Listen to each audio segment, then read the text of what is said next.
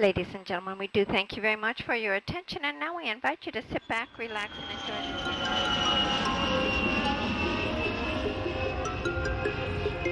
the Welcome to our top travel destinations.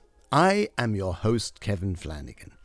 I have been editor of the weekly travel news column in the Sunday Independent and the Fine Wine and Food Guide, and I am here to use my decades of experience to help you know exactly where to stay, eat, drink, shop, and explore when visiting the world's top travel destinations. So sit back and enjoy the wonders of travel as we take off on our magical journey together. Welcome to Kevin's Top Travel Destinations, and I'm really delighted. I have a very special guest all the way from London. She is the host of the Travel Secrets, hosted by Tanya Rose, and she's the founding owner of the Maison Rose, which is a very, very well-known and established travel and communication agency. Tanya, it is a real pleasure to have you on our podcast. Thank you so much. It's so lovely to be interviewed by a fellow podcaster. I'm very used to doing the interviewing, so it's actually nice to be interviewed back. You're here actually to talk about your favorite travel destination. So tell us a little bit where you've chosen and why. It's very difficult to choose one destination, Kevin, because I travel all over the world. I have done for the past 30 odd years. I'm on a plane almost all the time. So it's very difficult to find one destination. What I love about my job on the travel sales, marketing, and PR side is that I do go to so many destinations. But I've had to choose one for you. So I've chosen where I spend my summers and have done for many, many years, and that's the south of France. And the south of France is a very big place. You know, there are lots of different parts of the south of France, whether it's Provence or Saint-Tropez. But I thought I would talk a little bit about where I go for my summer holiday, the destination, the hotel, the surroundings, and then the other places that I suggest people go to. Hopefully, it will be useful to give some travel secret tips, which is obviously what my podcast is about. Yes. What's the feeling you have in the core of your body when you realize tomorrow or the next day you're heading off for that much anticipated Do you holiday? know, that's such a good question. It's one of real excitement, but also very much like I'm going home. But I'm not going home because obviously I'm home in England. But I feel very comforted by the fact that I am going back to the same place that I've been going to for many years. And actually, I'll tell you a funny thing about the hotel that I want to talk about and the destination. It's called La Colonne d'Or. It's a very famous hotel, a very basic hotel. It's sort of an upmarket bed and breakfast, but incredibly famous because when it first opened, the owner was a painter and his friends were fellow painters. So Picasso, Miro, Chagall, Wow.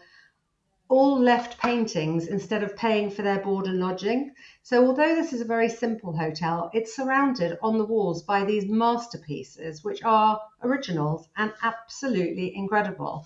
And it has an amazing terrace and the food is wonderful, but it's quite a simple hotel. And when my husband took me there the first time, which was about 35 years ago, I did the PR and the sales and marketing for a very famous hotel about 20 minutes away called the Hotel du Cap Eden Rock, which is very well known. And I said to him, oh, we could stay at the Hotel du Cap and I'm sure I could get a rate. And he said, no, we're not going to go there. We're going to go to a very simple hotel that I've been going to for many, many years.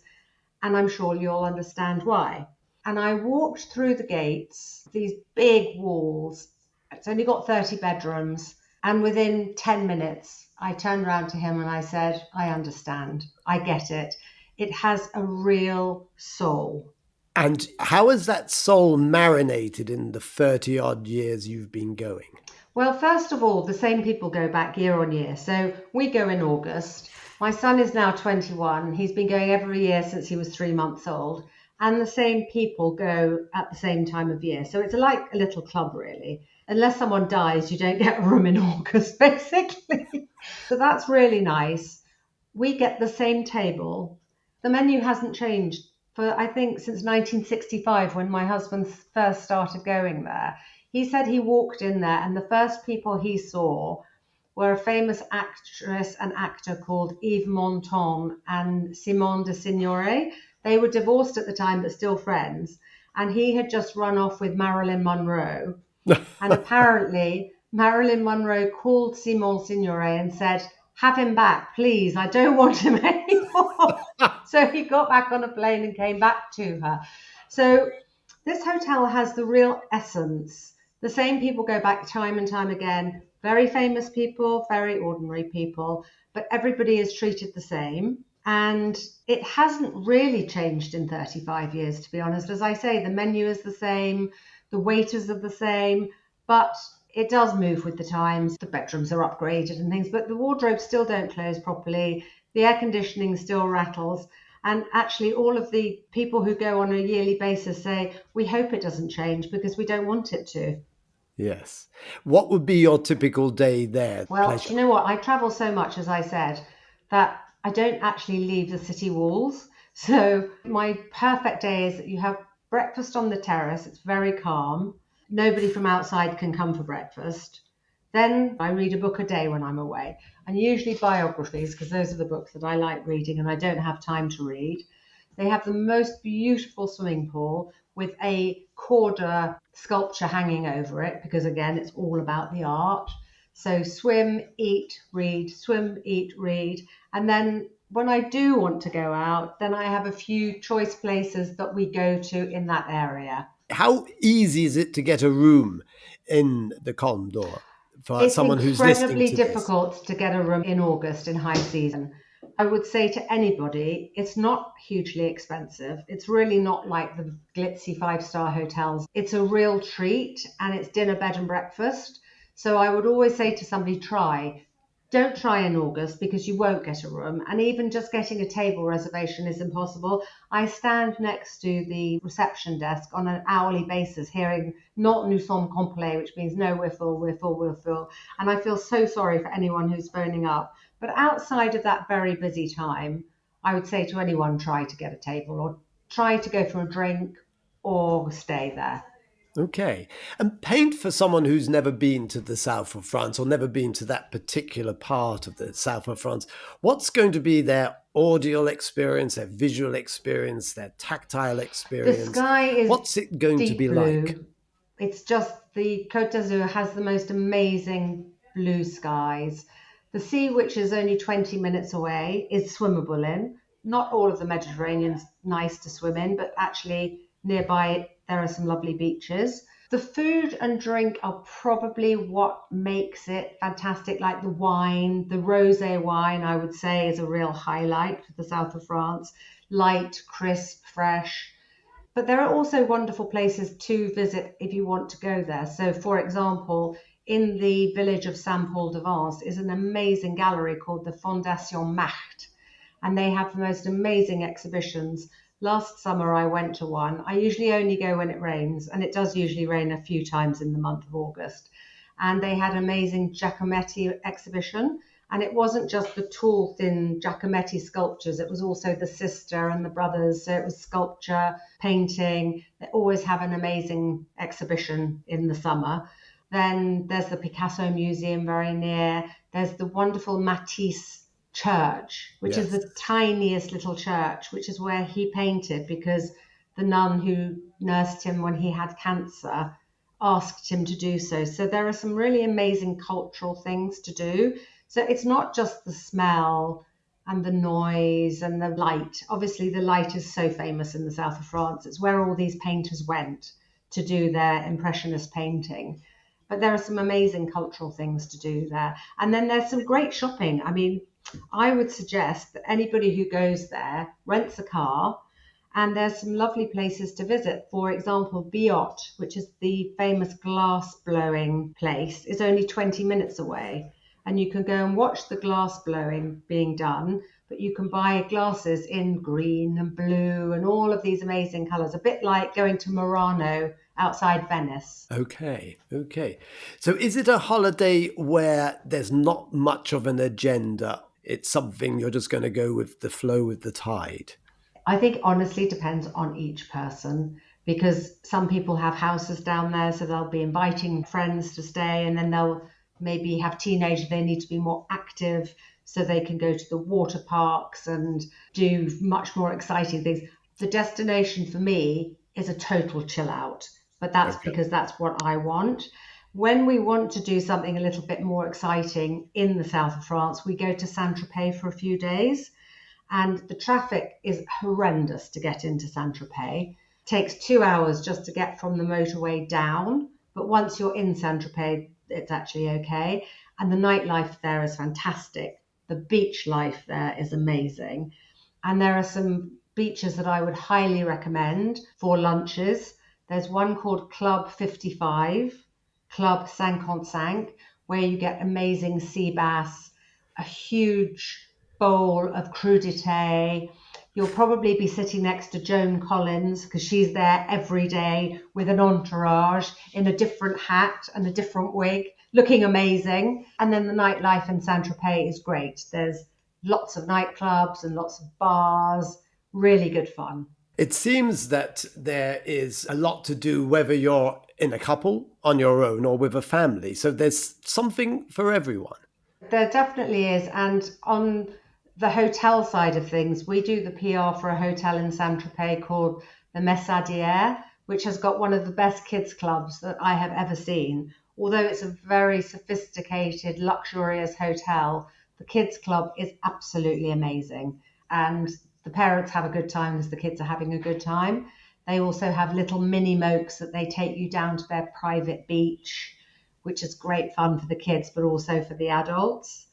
So there's so many different parts to the south of France and of what you can do, different budgets. I would say probably on the high side of costs rather than the lower side. But if you want to find something that's not so expensive, you can do. And even just for example, in Saint-Tropez port, where they have these amazing yachts, there's a wonderful hotel called the Hotel Sube, Sube. You can just go on the roof there. It's got a tiny balcony and have a cocktail and watch the world go by. You don't need to stay there. You can actually just enjoy that life by having a glass of rosé wine and watching the world go by. It seems really a very, very splendid location to recharge and regenerate. It's great. I love it. I'm so excited. I cannot wait to go back in August. When it comes to actual food and drink in the area, what sort of restaurants would you recommend for going across a range from high dining to something that's a little bit more casual? Well, the Colombe d'Or itself has an amazing restaurant. The prices are not extortionate. And as I said, the menu hasn't changed. And the food is very simple. It's very French, it's very simple, but you can have snails, you can have hors d'oeuvre, you can have fish, you can have meat. But the whole atmosphere of sitting on that terrace, I would highly recommend. There's a great restaurant in Nice called La Petite Maison or Le Petit Maison. I'm not sure which one it is. It's run by an absolutely extraordinary woman. She's so eccentric. When you arrive, she'll give you a glass of champagne and then she'll drop it on the floor. And this is her party trick. So you feel terrible. You think, oh my God, what's happening? And then suddenly the people behind her are sweeping it up. So they know that this is her party trick. They have amazing cabaret there. So they have a group called the Gypsy Queens, not the Gypsy Kings, who come and sing and dance. And again, you can have something very simple there, or you can have high end. I mean, if you want to have caviar, you can do, but otherwise you can just have very, very simple pasta. So I would highly recommend that as a restaurant, the Colombe d'Or as a restaurant. In Saint Paul de Vence itself, there are loads of little restaurants that you can just go into. And my tip is to always turn left instead of right, go off the beaten track. Don't always go where you think you're going to go, because if you do that, you'll find some amazing places and you just don't know where it's going to take you. And that's where you'll find the best cafe, the best crepe shop, the best little local. And I always say to people, you should travel and try and see a destination like a local and not a tourist. And what have been some of the more remarkable, magical things that have happened to yourself when you've been turning left and looking off the beaten track? I think that I've found more of that local life than what the guidebook says. So I remember finding a shop, and this is really ridiculous, but I was so excited by it, where they had these amazing handbags with a little bee on them. Now, that's a very famous brand. I don't know what the brand is, I've no idea. But these bags were £30, and they had them in every colour. So I bought one for every single person I knew. And I actually had to bring back a new suitcase, but I gave it to all my staff for Christmas, all my family. And then when I looked it up, these bags were hugely expensive, the real ones. And it didn't say the name on them, but they were identical. And everyone thought I'd been incredibly generous by buying them these hugely expensive designer bags, but they were just so wonderful. So something like that is really magical, I think.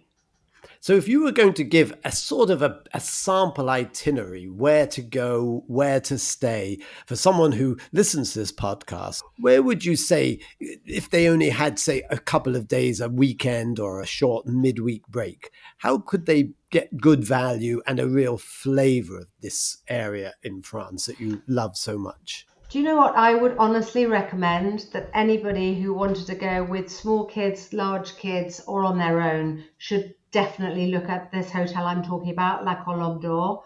My husband will probably kill me because it really is his travel secret. And he keeps saying to me, stop telling everyone about it. It's just, one of these things I want to keep, but it's not hugely expensive. The food is great. They're very children friendly, although it doesn't have a kids club or anything like that. But there are children all the time there. It's 20 minutes from Nice Airport, so it's incredibly easy to get to. And then from there, they can go down to Nice, they can go to Cannes, they can go out to this glass blowing, they can do the water parks, or they can just stay put. But it's a really good way of finding somewhere very magical and very special in the south of France. That sounds like a wonderful itinerary, and I think that gives someone something that they can really hang their hat on. As I say, we'll put all of these details, Tanya, on the fact sheet that goes with the podcast, so you can have links, clickable links to the hotel. Thank you so much for sharing, and I think you've given us a flavor and just piqued the imagination of people who are maybe looking for something a little bit different that's going to really feed the soul, because you have sun, art, wine, and food, and some good shopping as well. And a little bit of stardust with the celebrities around too, which is always quite fun.